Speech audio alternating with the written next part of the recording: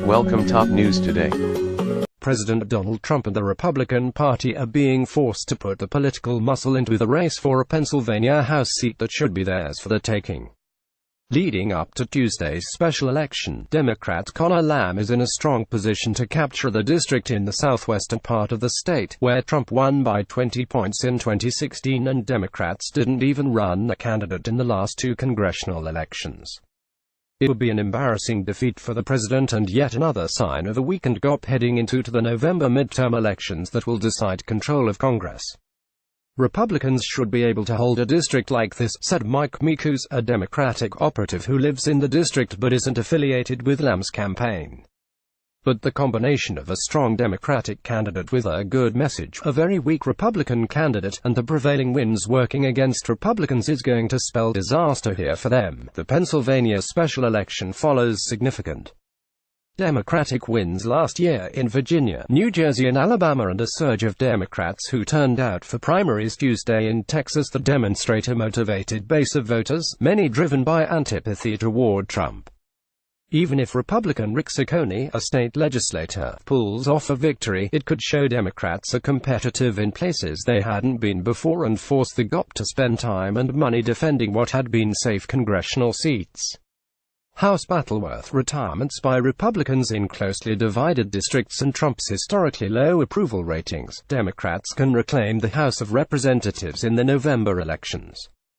They need a net gain of 24 seats, and the party holding the White House has averaged a net loss of 26 in midterm elections since the end of World War II. Flipping Pennsylvania's 18th district would position Democrats to have a seat they might not otherwise have even had a shot at.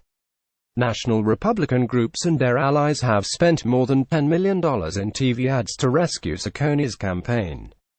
The Trump administration also has been put to work in the district, including an event on small businesses that featured Ivanka Trump and a campaign rally featuring Vice President Mike Pence. On Saturday, Trump himself is scheduled to headline a rally. Trump Country's seat was previously held by Republican Tim Murphy, who was first elected in 2002. He resigned last October after it was learned that Murphy, married and a staunch abortion opponent, had encouraged a woman he was having an affair with to terminate her pregnancy. The southwest Pennsylvania district stretches from the Pittsburgh suburbs to the border of Kentucky and has been solidly in Republican hands since it was drawn under redistricting in 2002. It's 93% white with a median age of 44, and is home to the drug maker Mylan N.V., Dick's Sporting Goods Inc., and manufacturers such as Kennametal Inc. It's a good test of whether Democrats can break through in Trump country, said David Wasserman, the House editor of the nonpartisan Cook Political Report. Democrats should have no business winning in the district given the Republican tilt. Yet, Wasserman said, I'd be surprised at this point if Ciccone won. Every indication I'm seeing is that Lamb has the momentum heading into Election Day. Deadlocked race. An Emerson College poll this week found Lamb up by 3 points, while a Gravis marketing poll found Ciccone with a 3-point edge, down from a 12-point lead in January. One Republican strategist involved in the race said Lamb brings an impressive biography as a Marine veteran and former federal prosecutor and has run an extremely effective campaign. By contrast, Ciccone, an Air Force veteran and former college professor, has done a poor job fundraising, has a weak organization and has held few events in the district, according to the strategist, who asked for anonymity to talk candidly about the campaign. Ciccone spokesman Patrick McCann dismissed the complaints from Republicans as just inside the Beltway stuff that doesn't matter in the race. We have a lot of grassroots support here, McCann said. We've only been asked about it by the media. I don't really care what anyone down there thinks. Lamb, 33, has raised $3.9 million, far more than the $918,000 that Ciccone, 60, raised through a Feb. 21. He's faced a barrage of attack ads from outside GOP groups, including the Congressional Leadership Fund, a super PAC allied with the House Republican leadership. But they've struggled to land blows and haven't slowed the Democrat. Neutralizing attacks. Mikus, the Democratic operative, attributed Lamb's momentum to the enthusiasm among Democrats, as well as his success at bringing a lot of Trump Democrats back into the fold. said Lamb neutralized Republican lines of attack by announcing his opposition to House Minority Leader Nancy Pelosi and his support for gun rights, which made the election about issues like strengthening unions and protecting Social Security.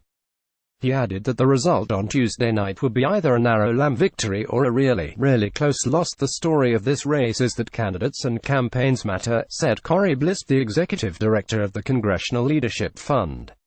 This is a challenging environment for Republicans. To be successful, we need good candidates running good campaigns, and that is just reinforced by Pennsylvania 18. Still, in the heavily Republican district, Cicconi's advantages among voters are undeniable. If they turn out on Tuesday, I think it's going to be very competitive, said Debbie Bell, a 55-year-old registered nurse from Pittsburgh, who said she plans to support Cicconi out of loyalty to Republicans and skepticism of Democrats. She said she doesn't like all those rumors about Trump but still supports him. I think he's got a lot done quickly. Robert Wilson, a 72-year-old retiree who worked in industrial equipment sales, visited the Cicconi campaign headquarters in Canonsburg on Thursday to pick up a yard sign. At this point, I just decided I needed equal time to offset some of the Democratic signs, Wilson said. Wilson said that, as a conservative, he's opposed to most liberal policies, and that's why I'll be voting for Rick, because I know he's a conservative.